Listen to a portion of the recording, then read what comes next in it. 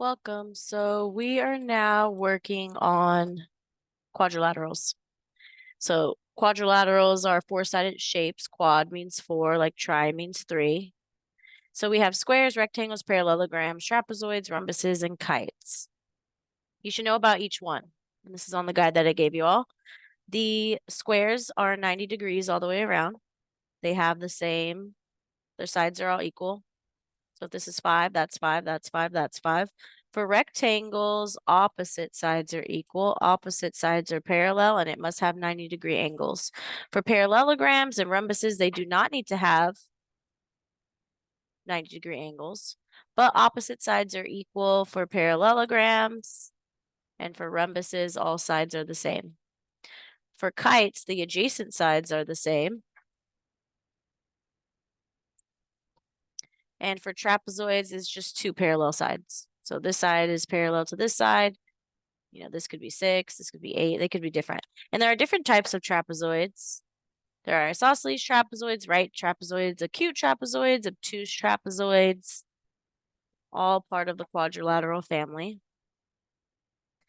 And I also gave you all on the sheet a formula guide for all of these, how to find area and perimeter of the different shapes. Don't worry about polygons. We will be doing that next time. So you should know how to find area and perimeter of each of these shapes. That's what we're going to be working on. Perimeter is very simple. You just add all the sides. So let's go over the different shapes. Let me pull up a worksheet. And so you must also be able to identify the shape before finding area and perimeter. So that's pretty much the first thing you want to work on, identifying the shape.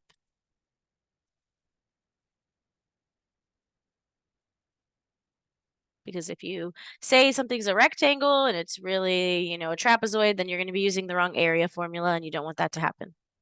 All right, so number 1 here, this is a rhombus. How do I know? All sides are equal. And there are not 90-degree angles. So each side is 6.3. So to find the perimeter, I just add all the sides. 6.3 times 4 gets me the perimeter, which is 25.2 centimeters. Always put your units. This is called a rhombus. To find the area of a rhombus, you do base times height. Just like with triangles, base and height is always perpendicular.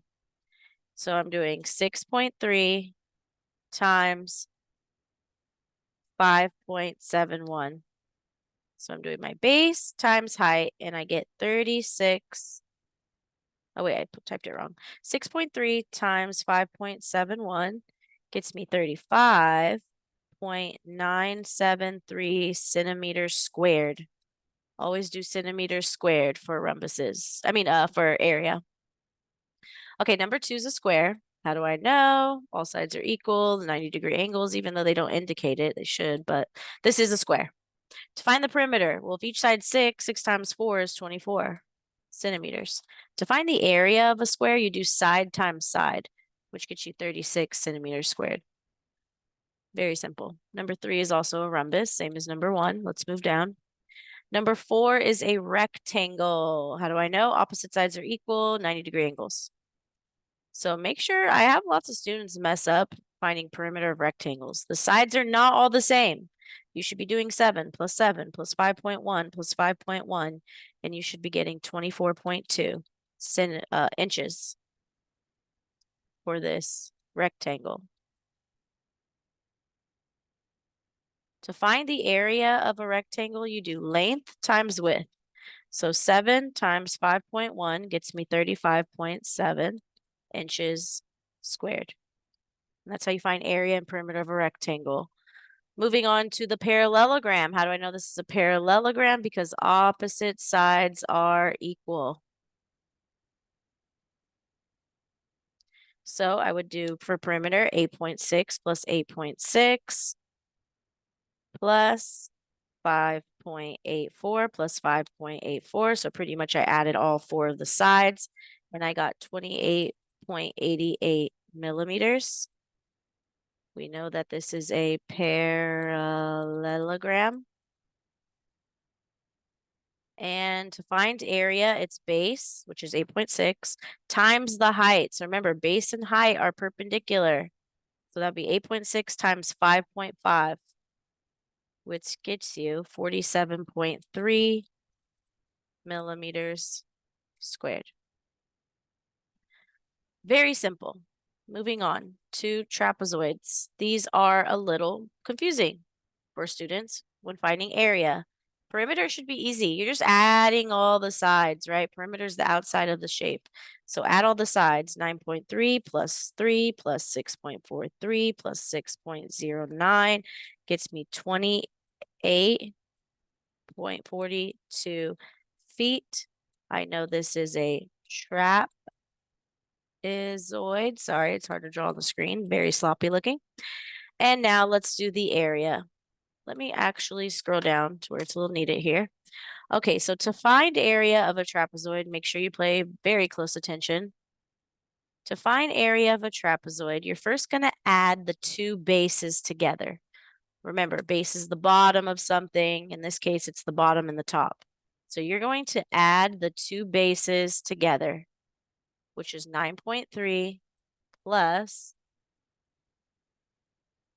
3, which is going to get you 12.3. So you're going to add those together, and then you're going to divide by 2. So 12.3. So we have 9.3 plus 3 equals 12.3. Divide that by 2. You get 6.15. Now multiply that by the height. And yes, I do recommend you don't do everything at once. I have lots of students who do not know how to plug things into calculators correctly. They like overwhelm the calculator, plug in everything at once. I don't recommend doing that unless you really know how to work the calculator. So do it piece by piece. 9.3 plus 3, 12.3 equals. Okay, so then divide that by 2. Get 6.15. Now times that by the height, which is 5.4, and you will get 33.21 square feet. And so that's how you would do a trapezoid. There are not any kites on here, so let's go find a kite. So for kites, if you add all the sides, you get the perimeter, right? So 8 plus 8 plus 12 plus 12 gets us the perimeter of 40 yards, but they want the area. To find area, you just multiply the diagonals and divide by 2. So 8 times 12 is 96. Divide that by 2, you get 48 yards squared. And that's how you find area and perimeter for different quadrilaterals. Let's switch over to Khan Academy. There's a place where you can practice doing area in the basic geometry section.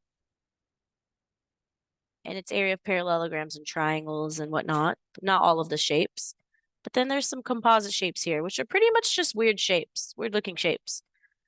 So here, if I found the area of this square and then these two triangles and subtracted the two triangles, I can find that shape. So I recommend you also practice with that. So you can see here, they found the area of the triangles and they got 10 and 10.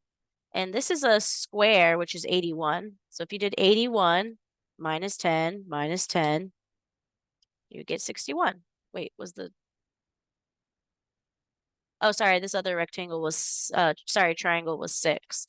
So the area of this square is 81. The triangle here was 10. The other one was 6. And that will find you the area of the weird looking shape here, this composite shape. And so I do recommend you practice with these, weird kind of shapes as well when practicing area. All right, so let me know if you have any questions and good luck.